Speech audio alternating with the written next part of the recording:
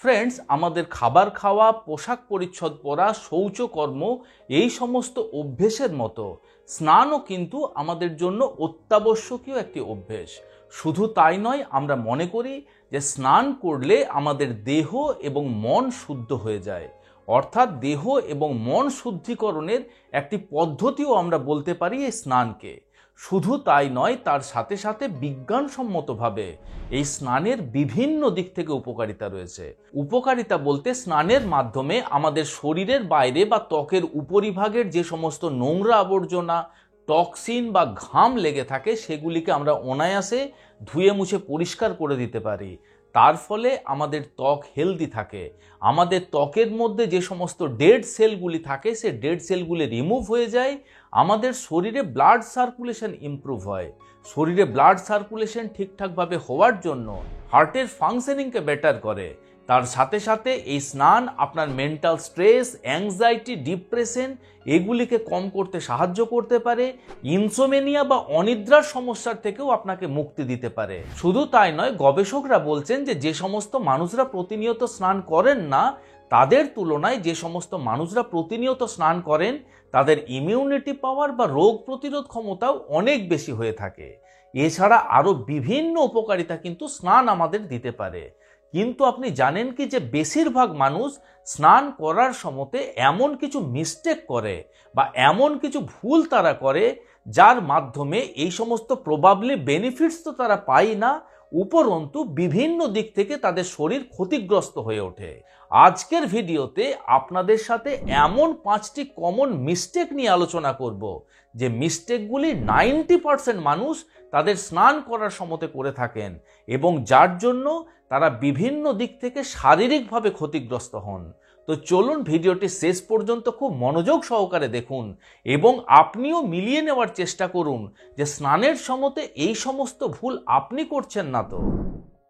সর্বপ্রথম যে মিস্টেকটির কথা বলবো সেটি হলো আমরা যে জল দিয়ে স্নান করছি সেই জলের টেম্পারেচার বা তাপমাত্রা। দেখুন, শীতকালে আমরা গরম জল দিয়ে স্নান করতে পছন্দ করি এবং গরমকালে বা গ্রীষ্মকালে ঠান্ডা জল দিয়ে স্নান করতে পছন্দ করি। কিন্তু বিজ্ঞান বলছে যে আপনি শীতকালে স্নান করছেন বা গরমকালে স্নান করছেন, উভয় ক্ষেত্রে কিন্তু টেম্পারেচার যথেষ্ট গুরুত্বপূর্ণ। তার কারণ আপনি যদি শীতকালে স্নান করছেন সেক্ষেত্রে যদি অতিরিক্ত গরম জল দিয়ে স্নান করেন সেই জিনিসটিও আপনার শরীরের যেমন খারাপ প্রভাব ফেলতে পারে, ঠিক একইভাবে গরমের দিনে অতিরিক্ত ঠান্ডা জল দিয়ে স্নান করলেও আপনার শরীরে খারাপ প্রভাব ফেলতে পারে। সর্বপ্রথম, ঠান্ডা জল দিয়ে যদি আপনি দীর্ঘ সময় ধরে স্নান করেন সেটি আপনার শরীরে হাইপোথার্মিয়ার মতন সমস্যার সৃষ্টি হতে পারে।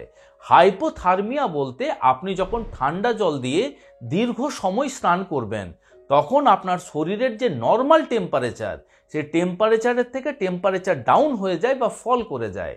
তার ফলে আমাদের শারীরিক বিভিন্ন সমস্যার সৃষ্টি হতে পারে, শারীরবৃত্তীয় বিভিন্ন প্রক্রিয়াতে বাধার সৃষ্টি হতে পারে, যেটি আমাদের শরীরে খুব খারাপ প্রভাব ফেলে। শুধু তাই নয়, আপনি যখন অতিরিক্ত ঠান্ডা জল দিয়ে স্নান করবেন তখন আপনার শরীরে কোল্ড শক রেসপন্সকে ট্রিগার করে এবং এই সমস্যার জন্য আপনার হার্টের সমস্যা যদি থেকে থাকে সেক্ষেত্রে আপনার হৃদস্পন্দন বেড়ে যেতে পারে, আপনার শরীরে রক্তচাপ বৃদ্ধি পেতে পারে, আপনার শরীরে ব্লাড সার্কুলেশনের যে সমস্ত আর্টারি বা ব্লাড ভেসেলসগুলি রয়েছে সেগুলি কনস্ট্রিক্ট বা সংকুচিত হয়ে যায়, শরীরে ব্লাডের ফ্লো ঠিকঠাকভাবে হয় না, যেটি আপনার হার্ট অ্যাটাক বা ব্রেন স্ট্রোকের ঝুঁকি পর্যন্ত বাড়িয়ে দিতে পারে।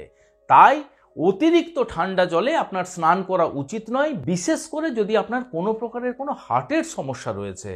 শুধু তাই নয়, যে সমস্ত অ্যাস্থেমার পেশেন্টরা রয়েছেন অতিরিক্ত ঠান্ডা জলে স্নান করলে সাথে সাথেই শ্বাসকষ্টের মতন সমস্যার সৃষ্টি হতে পারে। তাই যদি আপনার কোল্ড অ্যালার্জির মতন সমস্যা রয়েছে বা যদি আপনি একজন অ্যাস্থেমার পেশেন্ট হয়ে থাকেন সেক্ষেত্রেও কিন্তু অতিরিক্ত ঠান্ডা জলে কখনো স্নান করবেন না।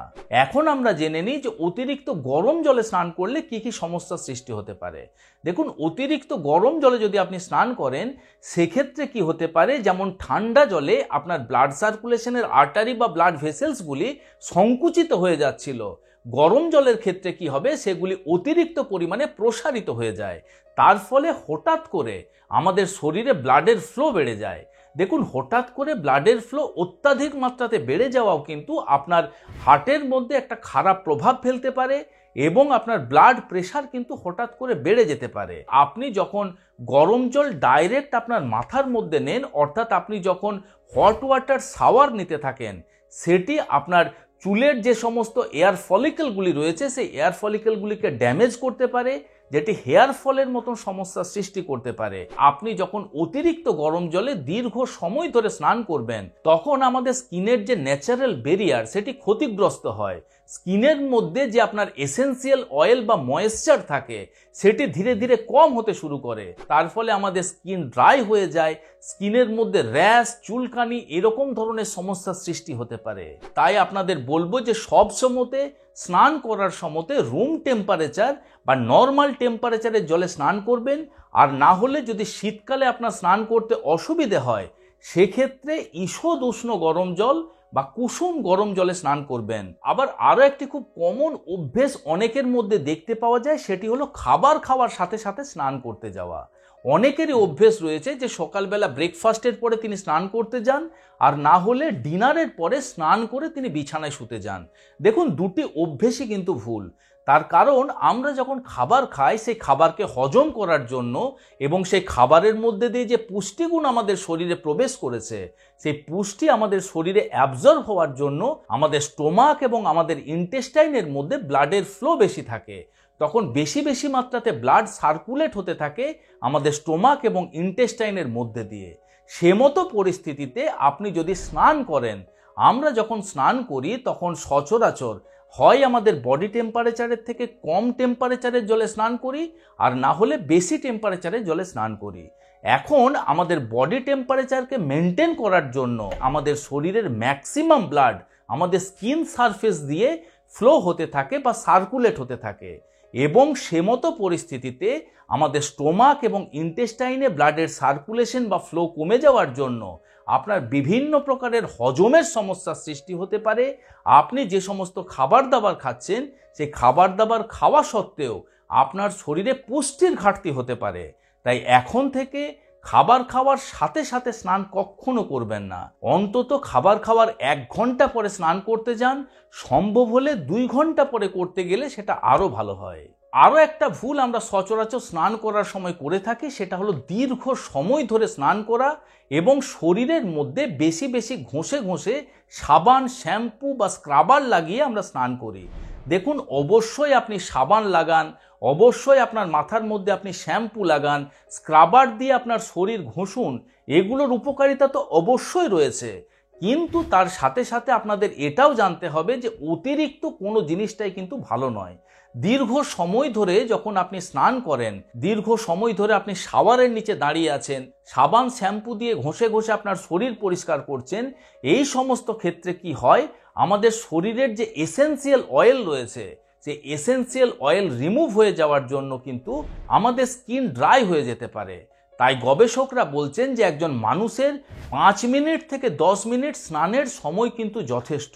এবং তার সাথে সাথে আমাদের মনে রাখতে হবে, সপ্তাহে 2 থেকে 3 দিনের বেশি কখনো মাথার চুলের মধ্যে শ্যাম্পু করবেন না, এবং যতবার শ্যাম্পু করবেন সাথে সাথেই চুলের মধ্যে কন্ডিশনার লাগানোর চেষ্টা করবেন।